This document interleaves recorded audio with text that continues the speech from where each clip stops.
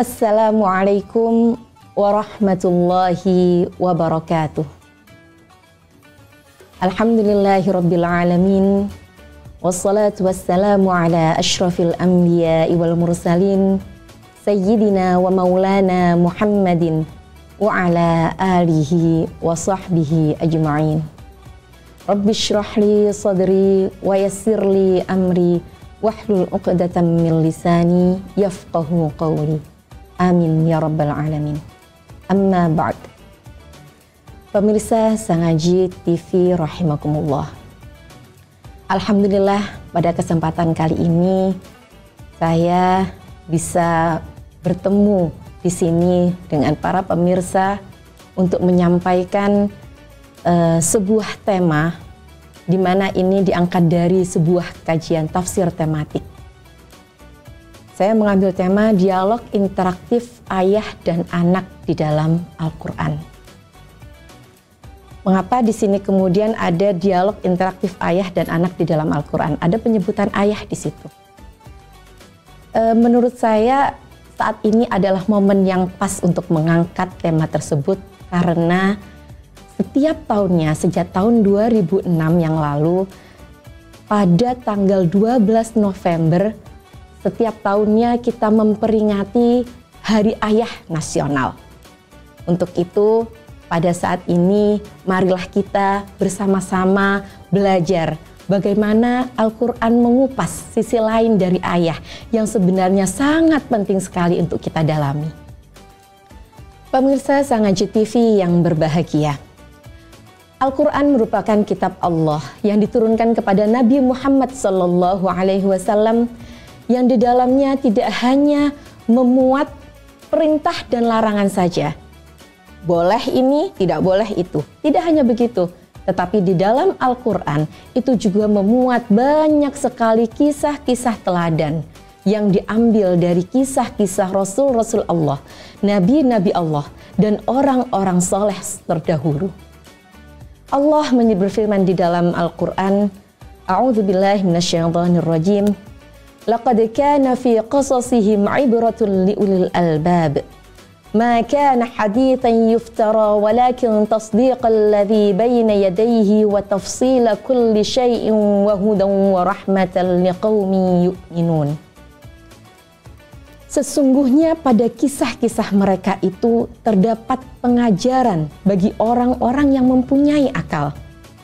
Al-Quran itu bukanlah cerita yang dibuat-buat, akan tetapi membenarkan kitab-kitab yang sebelumnya dan menjelaskan segala sesuatu dan sebagai petunjuk dan rahmat bagi kaum yang beriman. Dialog interaktif antara ayah dan anak ini memang sengaja tentunya oleh Al-Quran diangkat. Dan ini pasti ada hikmah yang sangat besar di baliknya. Mengapa kemudian tidak ibu yang diangkat? Padahal ibu adalah madrasah al-ula, al-madrasatul ula untuk anak-anaknya. Padahal ibu adalah orang yang amat sangat berjasa untuk kelahiran putra-putrinya ke dunia. Dan oleh karena itu semua, ibu berada 3 tingkat di atas ayah. Dan ternyata di dalam Al-Quran, dialog ibu secara langsung, perkataan ibu secara langsung itu hanya ada di surah Ali Imran, yang menyatakan pada waktu itu tentang istri dari Imran ketika beliau ingin bernazar untuk menyerahkan putrinya Maryam sebagai hamba yang amat salihah yang akan berbakti kepada Allah sepanjang hidupnya. Itu saja. Itu pada surah Ali Imran, idh qalat imra'atu Imran rabbi inni nazartu laka ma fi batni muharraran fataqabbal minni innaka antas samiul alim. Al-ayah. Hikmah apa kemudian yang terkandung di dalamnya? Al-Quran ini ingin menonjolkan sekali bagaimana peran ayah di dalam Al-Quran. Ayah harus memberikan pengokohan terhadap materi-materi dasar dalam keluarga. Dan ayah harus menjadi teladan dalam keluarga, agar bahtera rumah tangga yang dinakodainya dapat selalu berjalan dalam kebaikan. Oleh karena itu, peran aktif ayah dalam pendidikan anak-anaknya amat sangat dibutuhkan. Siapa sajakah tokoh ayah hebat ini yang disebutkan di dalam Al-Quran? Ada 4 tokoh penting dalam hal ini. Yang pertama sangat masyhur sekali dengan kalam-kalam bijaknya, yaitu Luqman Al-Hakim. Yang kedua adalah Nabiullah Ibrahim alaihissalam. Yang ketiga Nabi Yakub alaihissalam. Dan yang keempat Nabi Nuh alaihissalam. Keempatnya ini disebutkan di dalam Al-Quran secara detail kalimat-kalimat apa yang disampaikan kepada anak-anaknya. Pemirsa Sangaji TV rahimakumullah. Yang pertama adalah Luqman Al-Hakim. Luqman Al-Hakim diberi kebijaksanaan, diberi hikmah oleh Allah. Dan beliau disuruh Allah untuk bersyukur.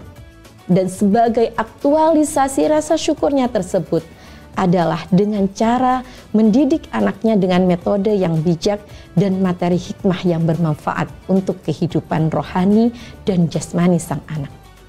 Hal ini termaktub dalam Al-Quran surah Luqman ayat 13 sampai 19.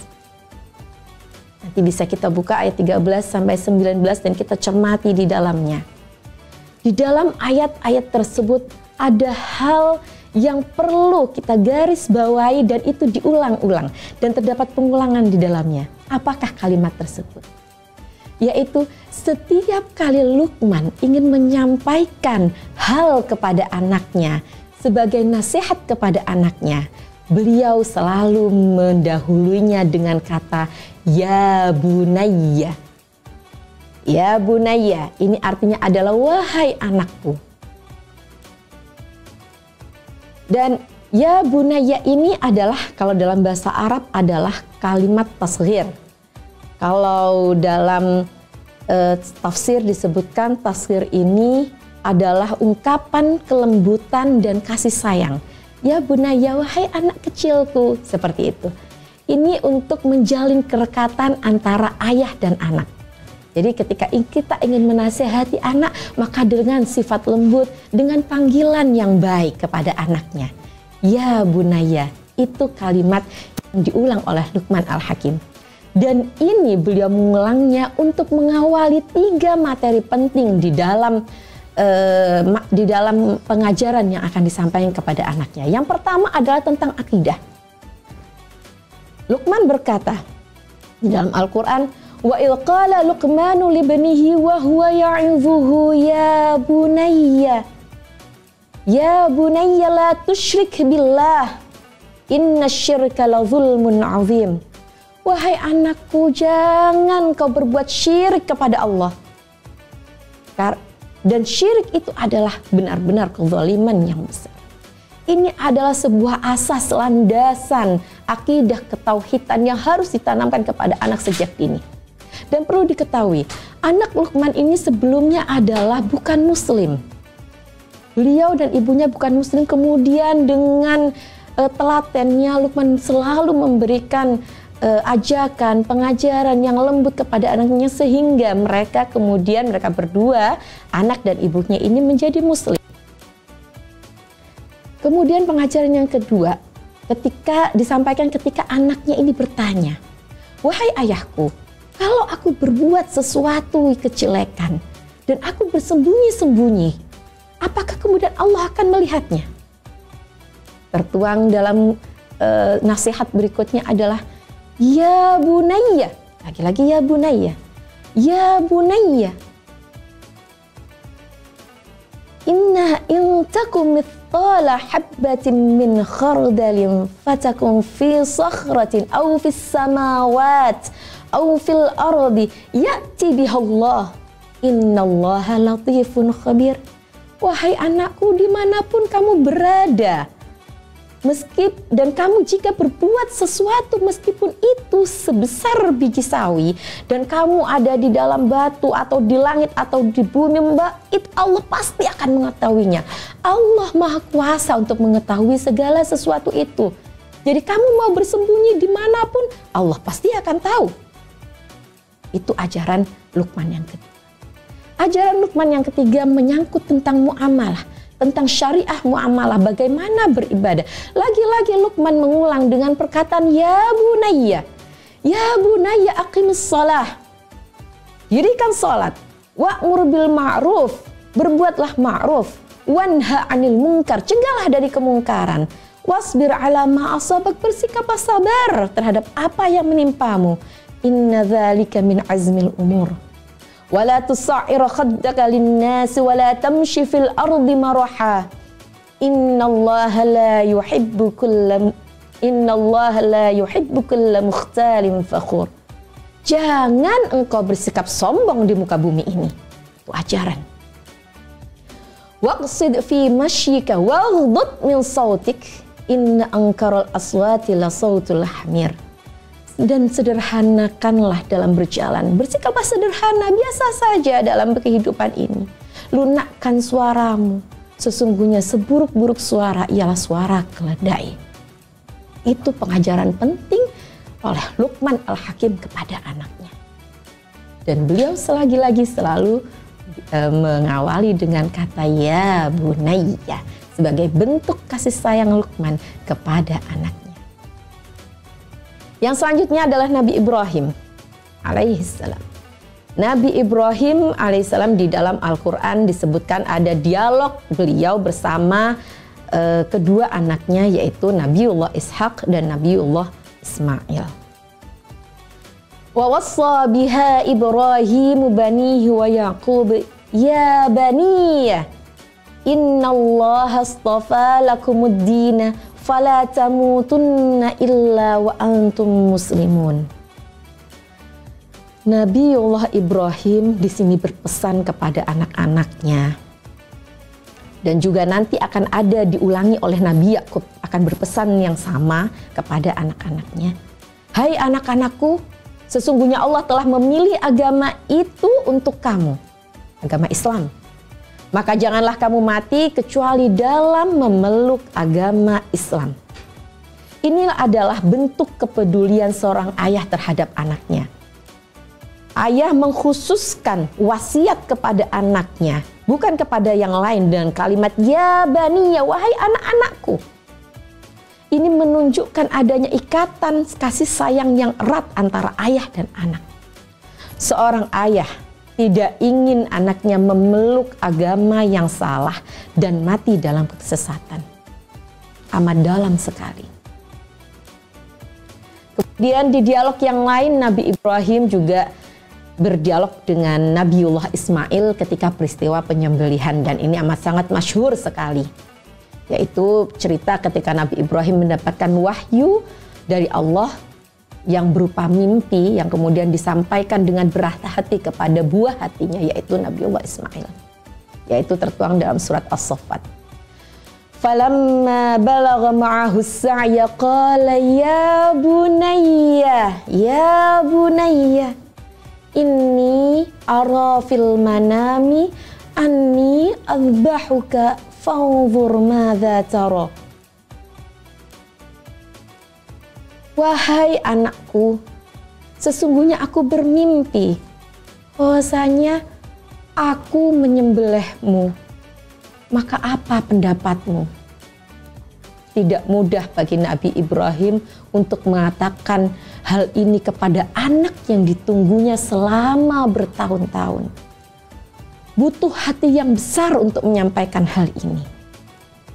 Tetapi ketika kita melihat ayat sambungannya, kita akan mendapati bahwasanya ini bukan proses yang serta-merta.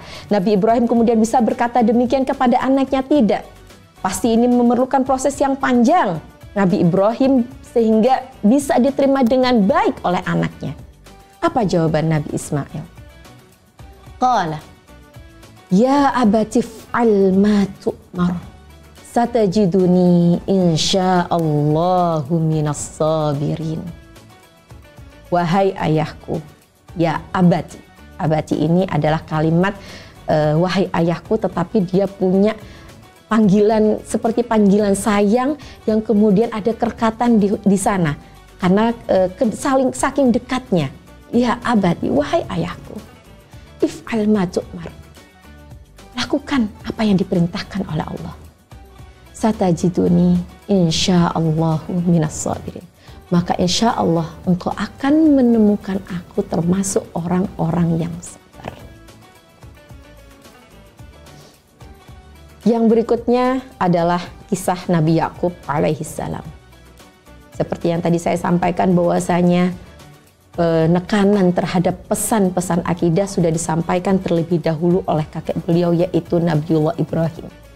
Nabiullah Yakub di sini mengulangi kembali apa yang disampaikan oleh Nabi Ibrahim dengan wasiat yang sama dalam ayat wa wassa biha Ibrahim banihi wa Yaqub ya baniya innallaha astafa lakumud-din fala tamutunna illa wa antum muslimun. Am kuntum syuhada'a idh hadara Yaqub al-mautu idh qala li banihi ma ta'buduna min ba'di qalu na'budu ilahaka wa ilaha abaika Ibrahim wa Ismail wa Ishaq ilahun wahida wa nahnu lahu muslimun. Nabi Yakub mengulangi kembali ketika maut hendak menjemputnya, mengulangi wasiat kepada anaknya. Apa yang akan kamu sembah sepeninggalku? Lagi-lagi karena kedekatan Nabi Yakub dan kisah panjangnya Nabi Yakub bersama anak-anaknya yang beliau lalui dengan tidak mudah, berbagai lika-liku dihadapi dalam rumah tangga Nabi Yakub, berbagai kejadian terjadi di situ. Tentu kedekatan antara Nabi Yakub dan anaknya tidak diragukan lagi. Anaknya menjawab,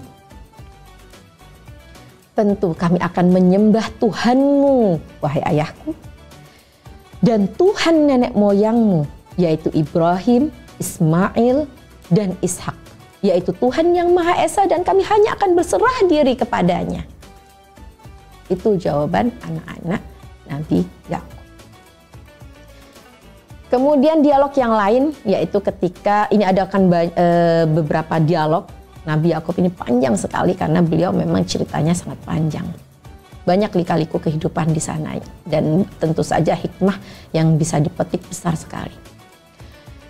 Nabi Yakub kemudian berdialog dengan Nabi Yusuf ketika Nabi Yusuf curhat kepada ayahnya tentang mimpi Nabi Yusuf yang kemudian dia melihat bintang-bintang di sekitarnya dan ada 1 bulan. Di situ lagi-lagi Nabi Yakub berkata, ya bunayya la taqsus ru'yaka ala ikhwatika fayakidu laka kaida innasyaitana lil insani aduwwum mubin. Di sini Nabi Yakub ingin menjadi penengah di dalam lika-liku.